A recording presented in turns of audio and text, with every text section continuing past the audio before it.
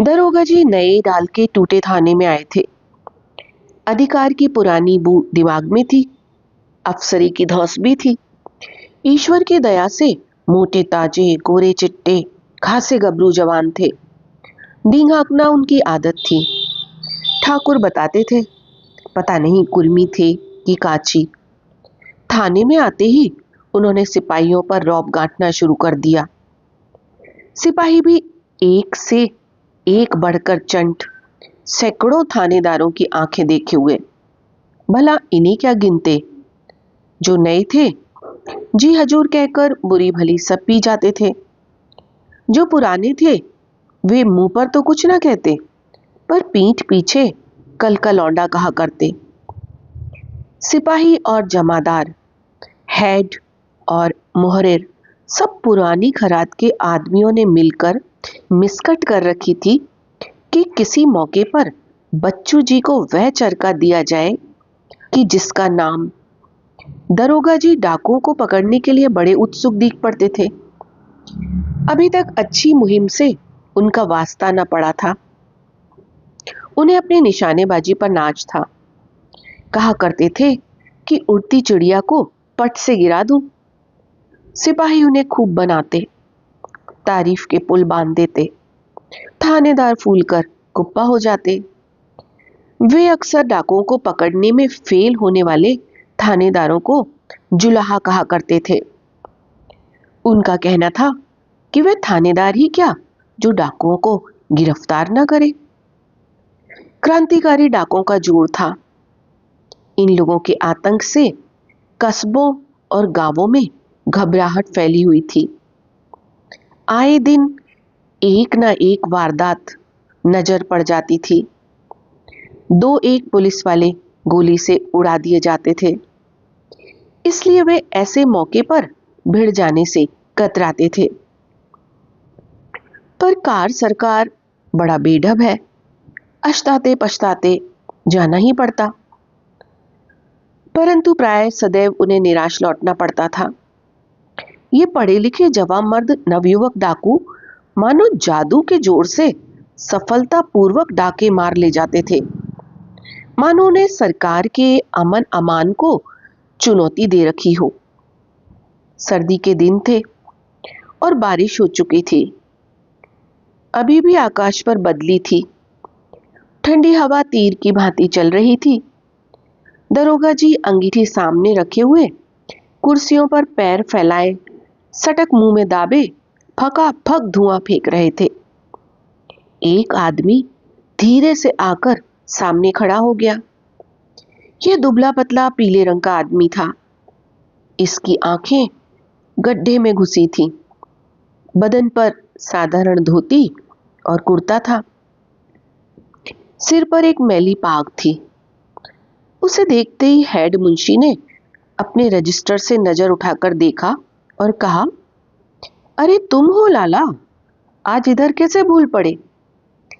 वह व्यक्ति हाथ जोड़कर गिड़गिड़ाकर बोला, दीवान जी, मेरी शामत आई दिखती है, मेरी इज्जत बचाइए। मैं किसी भांति बाहर नहीं। कुछ बोलोगे भी या गिड़गिड़ाए जाओगे?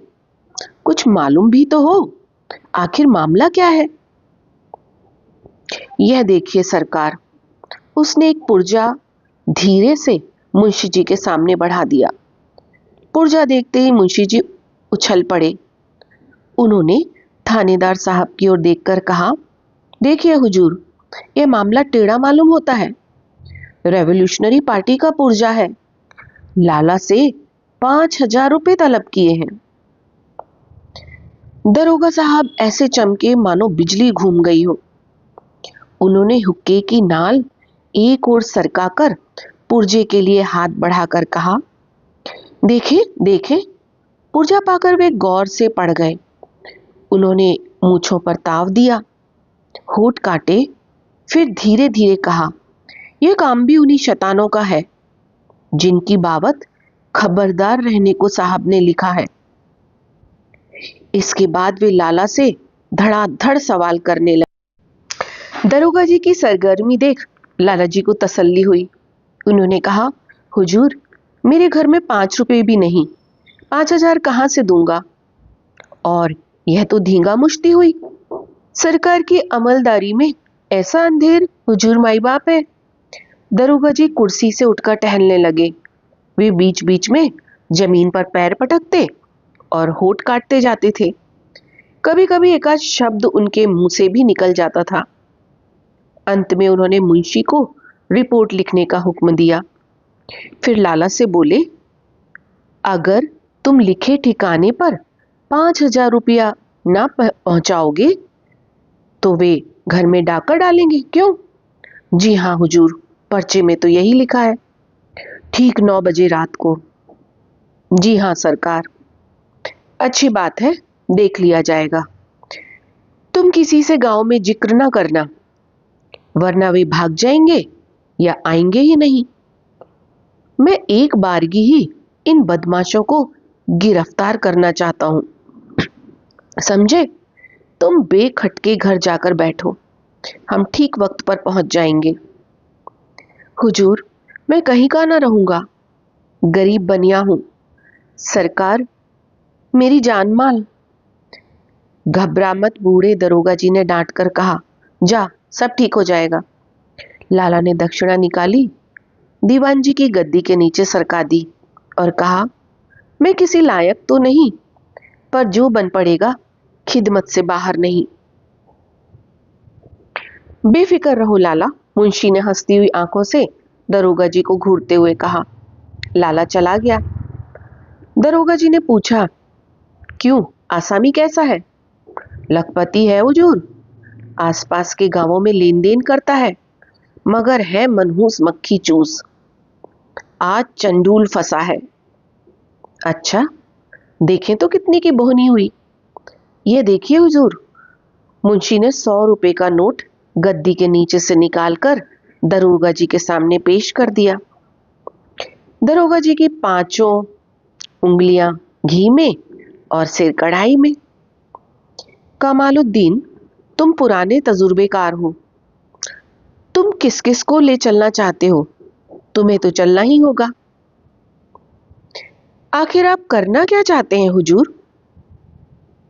इसकी क्या मानी? डाकुओं को गिरफ्तार करेंगे। हुजूर, इस ख्याल में ना रहना, वे मामूली डाकू नहीं है। तुम्हारी राय में वे जिन्न है? जिन्न है या फरिश्ते, यह तो खुदा जाने, मगर देवी सिंह आवाज पर गोली सर करता है। उसकी गोली खाली जाना जानती ही नहीं, और हम यूं ही गाबदू हैं। क्या बुजदिलों जैसी बातें करते, कांस्टेबली करते उम्र गुजार दी। मालूम होता है बुढ़ापे में तुम्हारी अकल को मोर्चा लग गया है। इसके बाद उन्होंने कमालुद्दीन की तरफ से मुंह फेरकर दूसरे एक जवान कांस्टेबल से कहा, तुम कहो रामदीन, क्या कहते हो? हम सरकार के 7 सिर कटाने को तैयार हैं। जौन आप हुक्म दे वह करे, सरकार का नमक खात है। शाबाश, तुम्हें साथ रहना होगा। और किसे तुम पसंद करते हो? सरकार, गुलाम अहमद और गोपाल पांडे भी अच्छे बांके जवान हैं, इन्हें भी ले लेना चाहिए। कमालुद्दीन ने बीच में ही रुककर कहा, हुजूर, अब बीच में बोलना ही पड़ रहा है। हुजूर ही की तरह ये लोग भी नए रंगरूट हैं, अभी कवायदे की है, मुहिम नहीं देखी। सिर्फ पेशाब करने वालों के दफा 34 में चालान किए हैं, ये वहां से मुंह की खाकर आवेंगे। दरोगा जी ने क्रुद्ध होकर कहा, कमालुद्दीन, तुम बहुत मुजोर हो गए हो, मुझे साहब के पास तुम्हारी रिपोर्ट करनी होगी। तुम्हारी राय में तुम्हारे सिवा और किसी के सिर में दिमाग ही नहीं है। शह पाकर रामदीन बोला, हुजूर, कमालुद्दीन तो दरोगा होने लायक है, बेचारे को कांस्टेबल बना रखा है। हुजूर, सिफारिश कर दें तो अच्छा। कमालुद्दीन वहां से खसक गया और दरोगा जी ने अपनी पसंद के 8 मजबूत सिपाही चुनकर उन्हें चाक चौबंद रहने, गोली बारूद, बंदूक, किरच ठीक करने का हुक्म दे दिया। गांव कोई 5-6 कोस पर था। पार्टी ने तीसरे पहर ही कूच कर दिया।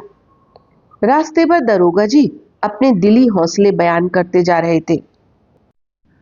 भांति भांति की तजवीजें सोची जा रही थी। इरादा पक्का यह था कि एक भी डाकू बचने ना पाए, सब गिरफ्तार कर लिए जाएं। सब अपनी अपनी कह रहे थे। सिर्फ कमालुद्दीन चुप था। वह चुपचाप कुछ सोचता हुआ चल रहा था। गांव के कुछ फासले पर एक नाला था। उस पर एक पुराना पुल था। नाला सूखा था। यह सदर सड़क से जरा हटकर था।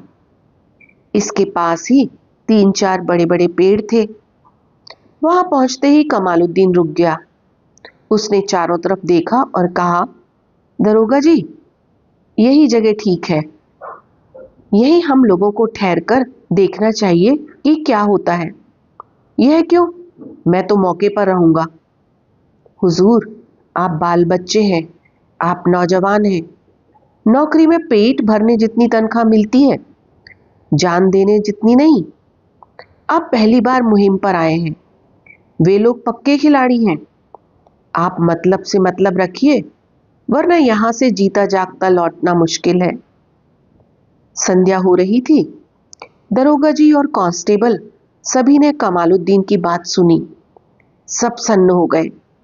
दरोगा जी का धीरज भी भागने लगा और जोश भी ठंडा पड़ गया। उन्होंने सोचा, चिड़िया का शिकार करना और डाकू से लड़ना एक ही बात नहीं है। उन्होंने कहा, तब तुम्हारी क्या राय है? चुपचाप यहीं बैठिए। इसके बाद वे लोग शर्तिया यहीं से गुजरेंगे। आप पेड़ पर चढ़ जाइए और जो कुछ नजर आए देखते रहिए। हम लोग पुलिया में छिपे बैठे रहेंगे। इससे फायदा कार सरकार भी होगा और जान जोखिम ना होगी। मगर कमलुद्दीन, वे लोग शायद आएंगे ही नहीं। हुजूर, वे जरूर आएंगे। इस मनहूस बनिए को लूटेंगे भी और हम लोग कुछ ना कर सकेंगे। दरोगा जी वहीं बैठ गए। डाकू पकड़ने का उत्साह अब बहुत कम रह गया था। उन्हें सलामती से वापस जाने में ही भलाई दिखती थी। कमालुद्दीन ने कहा, हुजूर, ये वारदातें तो रोज के धंधे हैं। क्या हम लोगों के सिर गाजर मूली है कि उन्हें हथेली पर लिए फिरे? हाँ, जाब्ते की कार्रवाई होनी चाहिए। दरोगा जी ने सिपाहियों से कहा, क्यों भाइयों, तुम्हारी क्या राय है? हुजूर, कमालुद्दीन ठीक कहता है। यह जान किसे भारू है। हाँ, जाब्ते की कार्रवाई होनी चाहिए। दरोगा जी ने घबराकर कहा, जाब्ते की कार्रवाई किस तरह होगी कमालुद्दीन? वह सब मैं अर्ज करूंगा, आप देखते रहिए। वह तरकीब काम में लाऊं कि सांप मरे और लाठी भी ना टूटे। तब तो हम लोग यहीं से फेर करेंगे। खुदा के लिए ऐसा ना करना हुजूर, इससे डाकुओं को कुछ ना होगा, हमारी कमबख्ती आ जाएगी। अंधेरा बहुत हो गया था। एकाएक घोड़ों की टाप की ध्वनि सुनाई दी। कमालुद्दीन ने कहा, हुजूर, वे लोग आ रहे हैं। खबरदार रहिए। आप पेड़ पर चढ़ जाइए। हम लोग इस पुलिया में घुसे बैठते हैं। कमालुद्दीन और उसके साथी बिना विलंब किए पुलिया में घुस बैठे। घोड़ों की टाप निकट सुनाई दे रही थी। दरोगा जी अकेले पेड़ के पास खड़े थे। एक साइकिल सर से निकल गई और क्षण भर में ही सीटी की आवाज सुनाई दी। दरोगा जी को पसीना आ गया। उन्होंने दबी जुबान से कहा, कमालुद्दीन, मेरे जूते का फीता खोलो। फीता, मैं पेड़ पर चढ़ नहीं सकता जल्दी। हुजूर, खड़े मत रहिए, लेट जाइए जल्दी, पेड़ पर चढ़िए। एक और साइकिल सर से निकल गई और सीटी की आवाज गूंज गई। दरोगा जी के शरीर से पनाला बह निकला। वे लेटकर खिसकते खिसकते नाले के मुंह पर आए और बोले, कमालुद्दीन, मुझे भी यहीं छिपाओ। ओ साला, ये जूते का तस्मा खुला ही नहीं। कमालुद्दीन ने चुपचाप उनका मुंह भींच लिया। सवार पुल पर होकर गुजर रहे थे।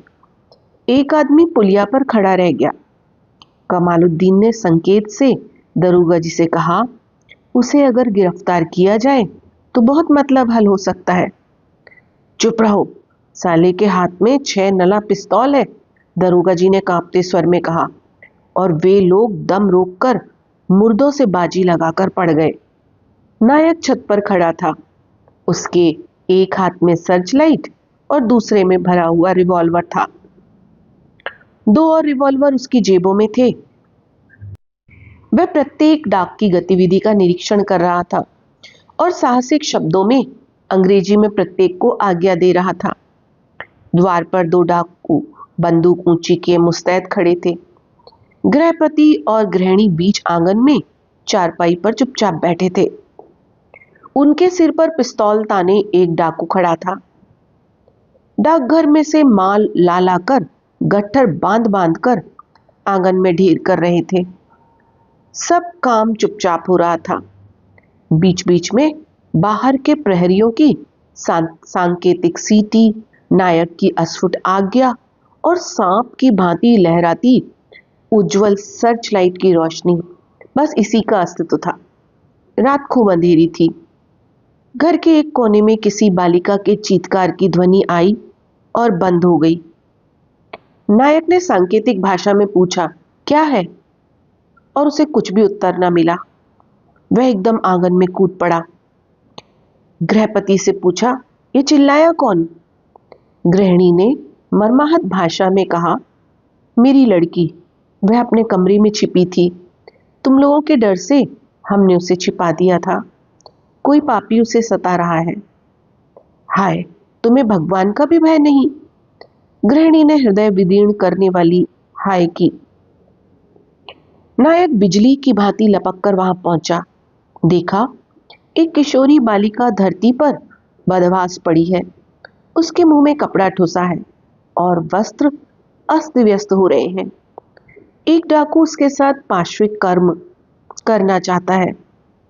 बालिका इस अवस्था में भी छटपटा रही है। डाकू के सावधान होने से प्रथम ही नायक की गोली ने उसकी खोपड़ी को चकनाचूर कर दिया और वह पृथ्वी पर गिर पड़ा। उसने बालिका के मुंह से वस्त्र खोला और सहारा देकर खड़ा किया। गोली चलने और एक आदमी की खोपड़ी चूर-चूर होने तथा अपने ऊपर भयानक आक्रमण होने से बालिका विमूढ़ हो रही थी। वह थर-थर कांप रही थी और उसकी दृष्टि जमीन पर झुकी थी। वह रो भी न सकती थी। नायक ने धीरे से घुटने के बल बैठकर करुण कोमल स्वर में कहा, बहन, इस पतित पापी को क्षमा कर दो। यह दुष्ट अब तो पूरा दंड पा चुका है। बालिका ने साहस करके नायक की ओर देखा। वह कुछ देर स्थिर दृष्टि से उसकी ओर देखती रही। अभी भी नायक के हाथ में पिस्तौल थी। नायक घुटने के बल सिर झुकाए खड़ा बहन क्षमा, बहन क्षमा शब्द बार बार कह रहा था। बालिका साहसपूर्ण नायक के पास आई और उसका नकाब पकड़कर खींच लिया।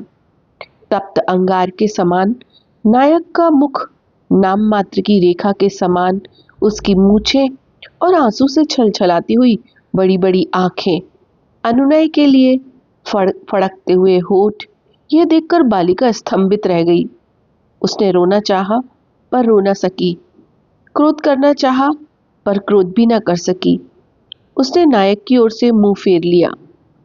नायक धरती में लेट गया। उसने बालिका के पैर छूने के लिए हाथ बढ़ाया। बालिका का भय बहुत कुछ दूर हो गया था। उसने कुछ क्रुद्ध और कुछ दुख भरे स्वर में कहा, ऐसे भले हो तो ये काम क्यों करते हो? बालिका के होठ कांपने लगे।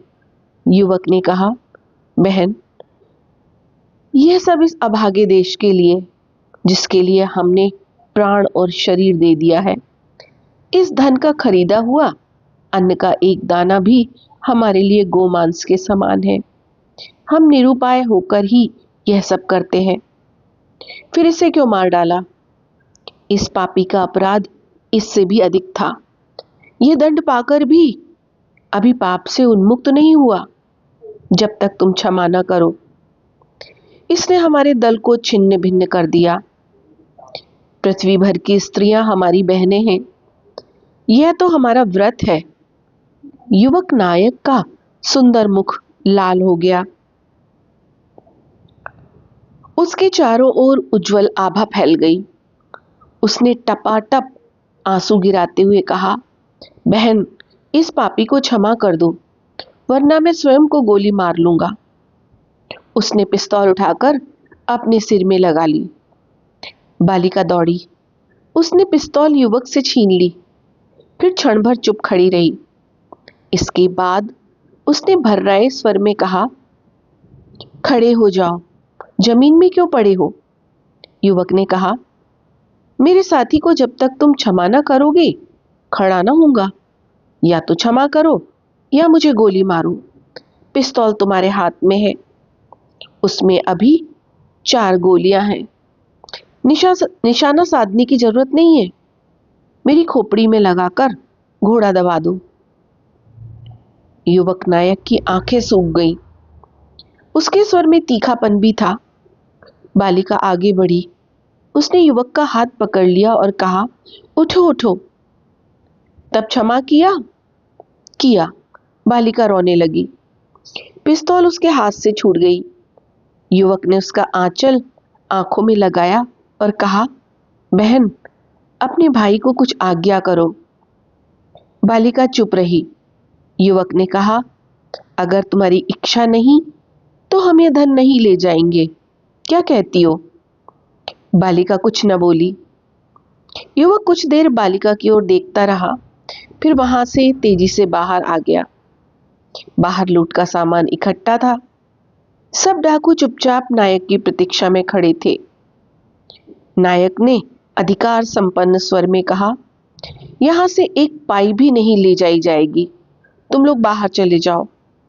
वहां उस कमरे में तुम्हारे साथी का शव पड़ा है, उसे भी ले जाना होगा। शव को लेकर डाकू लौटने लगे।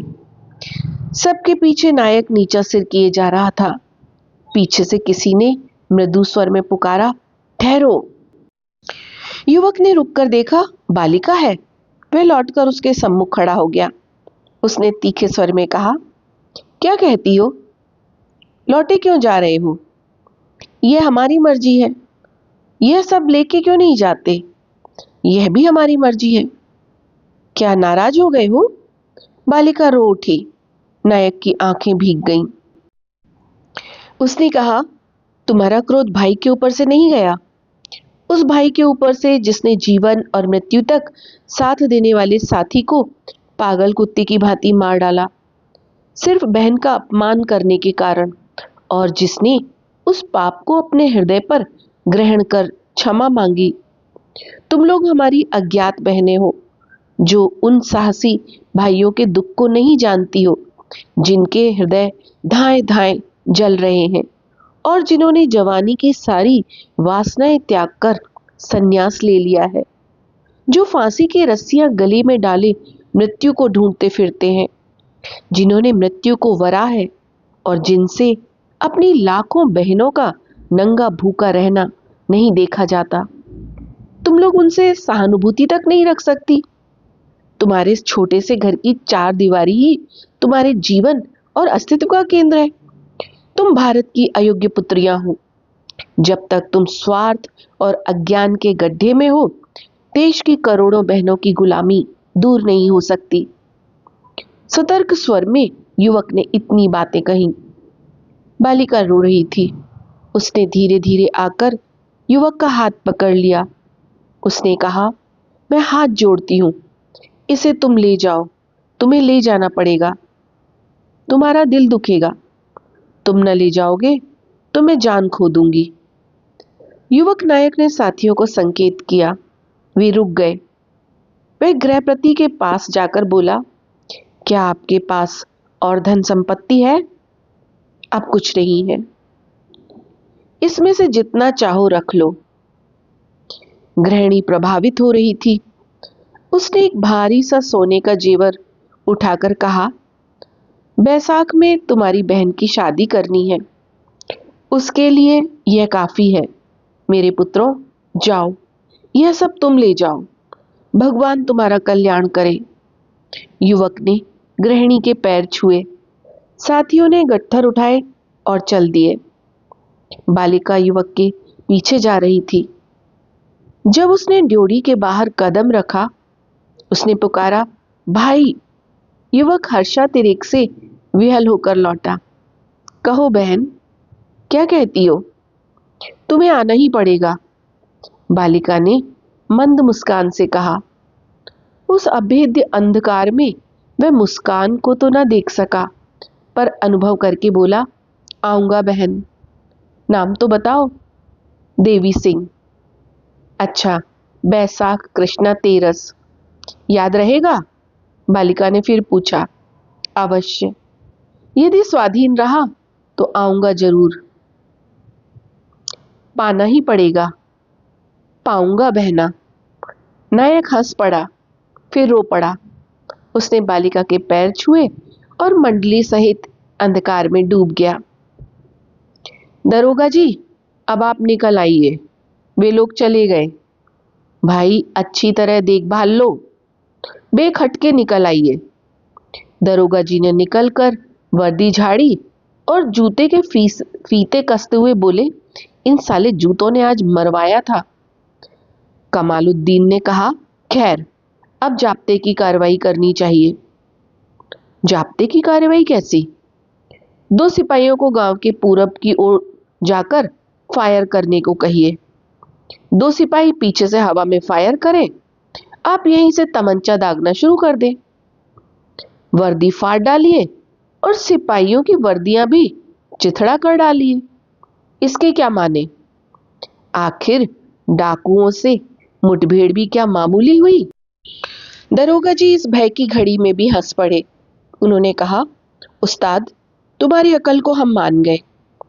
उन्होंने पिस्तौल ऊंचा करके 4-5 फायर कर दिए। कमालुद्दीन ने मातादीन की पीठ पर हाथ मारकर कहा, देखते क्या हो, पूरब की ओर ही दौड़ जाओ। हाँ, वर्दी को फाड़ दो और 2-4 हवा में फायर कर दो। थोड़ी ही देर में बंदूकों और पिस्तौलों की आवाज सुनकर गांव भर में हलचल मच गई। दरोगा जी वर्दी फाड़े, नंगे सिर, कीचड़ में सने हुए दल बल सहित लाला के घर आधम के। साथ ही गांव के हजारों आदमी भी थे। लाला नीचा सिर किए बाहर आए। दरोगा जी पलंग पर बैठ गए और बोले, रिपोर्ट लिखाओ लाला। आज जान हथेली पर करके डाकुओं का मुकाबला किया गया। कहो, क्या क्या गया, क्या क्या रहा?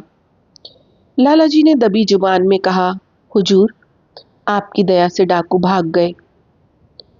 वे भाई की विदाई कुछ भी न ले जा सके। दरोगा जी की बाछें खिल गईं, परंतु कमालुद्दीन चक्कर में थे। उन्होंने संकेत में दरोगा जी से कहा, यहां तो कुछ दाल में काला नजर आता है। यह क्या? यह नामुमकिन है कि डाकू बिना लिए भाग गए हों। हाँ, यह तो साफ है। फिर लाला ऐसा क्यों कहता है? यही तो पूछना चाहिए। दरोगा जी ने डपट कर कहा, ठीक रिपोर्ट लिखाओ। कमालुद्दीन, ले जाओ, जरा लाला के होश ठीक कर दो, यहां ये घबरा रहे हैं। कमालुद्दीन लाला को एक तरफ ले गया। कुछ क्षण में बातचीत समाप्त हो गई। मुनासिब रिपोर्ट लिखकर दरोगा जी दल बल सहित वहीं सो रहे। सुबह उनके लिए पूरियां तली गईं।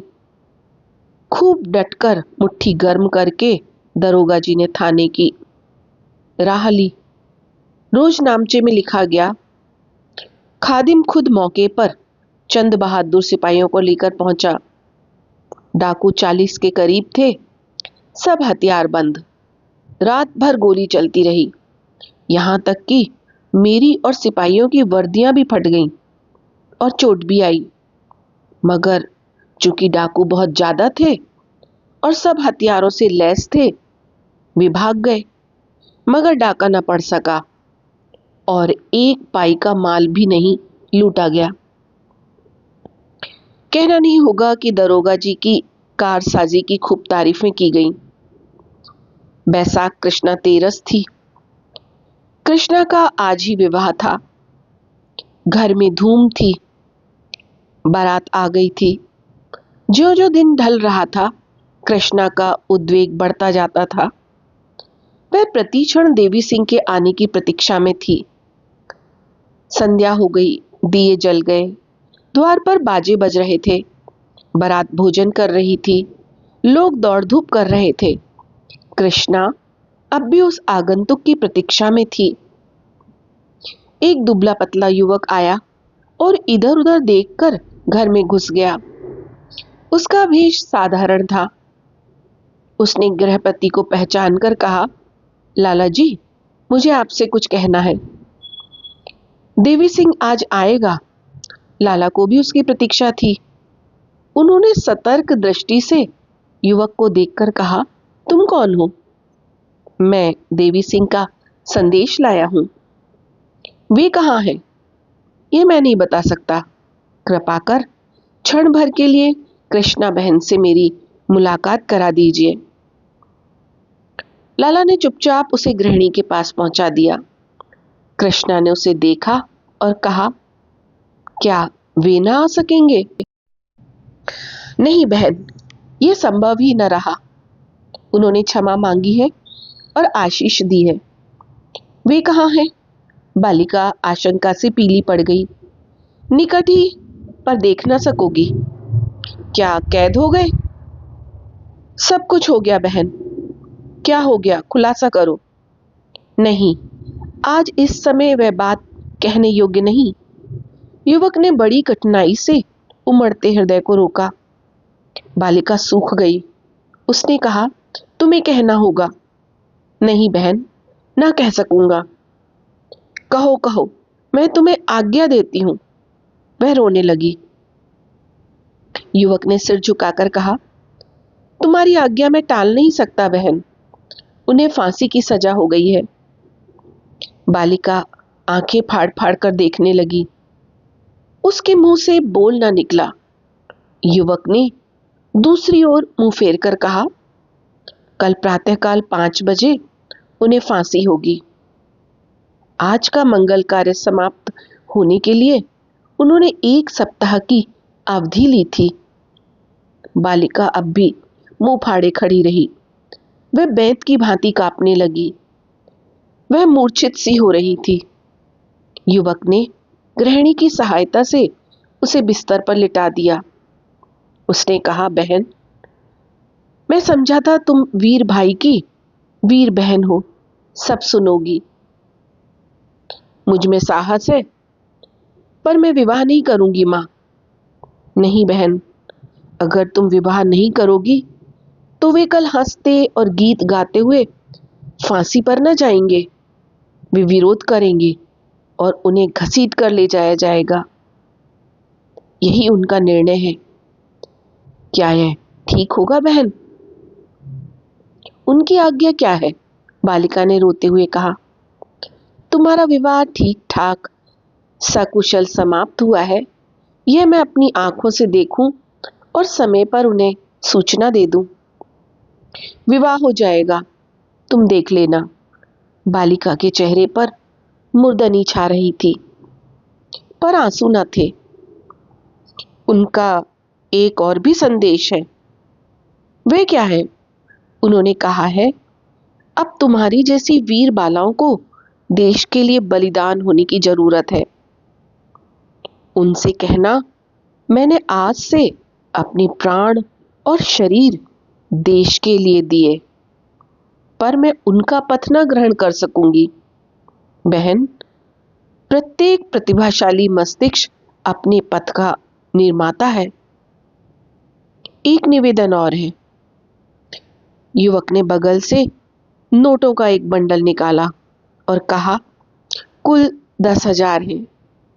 जब तक हम में से एक भी जीवित है, आज से इसी समय प्रतिवर्ष इतनी ही रकम आपको इसी स्थान पर मिलती रहेगी। आप चाहे भी जहां रहें, आज के दिन इस समय यहीं उपस्थित रहें। उसने नोट बालिका के आगे बढ़ाया। बालिका ने कहा, जब तक तुम में से एक भी जीवित है, यह रकम तुम मेरी तरफ से देश के किसी अच्छे काम में लगाते रहो, पर प्रतिज्ञा करो कि भविष्य में यह रकम किसी अनुचित मार्ग द्वारा न प्राप्त की जाएगी और किसी भी हिंसक उपयोग में न लाई जाएगी। आपकी आज्ञा का यथावत पालन होगा। और आपको उसकी कैफियत मिल जाएगी। इसके बाद बातचीत बंद हुई। विवाह मंडप में मंगल वाद्य बज रहे थे। पुरोहित उपस्थित थे। बालिका चुपचाप विवाह वेदी पर जा बैठी। विवाह कार्य संपन्न हुआ। युवक उसी रात विदा हो गया। वह जेल के फाटक पर उपस्थित थी। विवाह की हल्दी उसके शरीर पर थी और कंगना हाथ में। लाश उसने ले ली। उसने देर तक उस वीर युवक का तेजपूर्ण मुख देखा। अभी भी शरीर में कुछ गर्मी और चेहरे पर लाली थी। उसने अपने आंचल से उसका मुंह पोंछा, रोली का टीका लगाया, राखी भी बांधी और माथा टेक कर प्रणाम किया। इसके बाद उसने वहीं खड़े होकर मन ही मन कुछ प्रण किया और चल दी।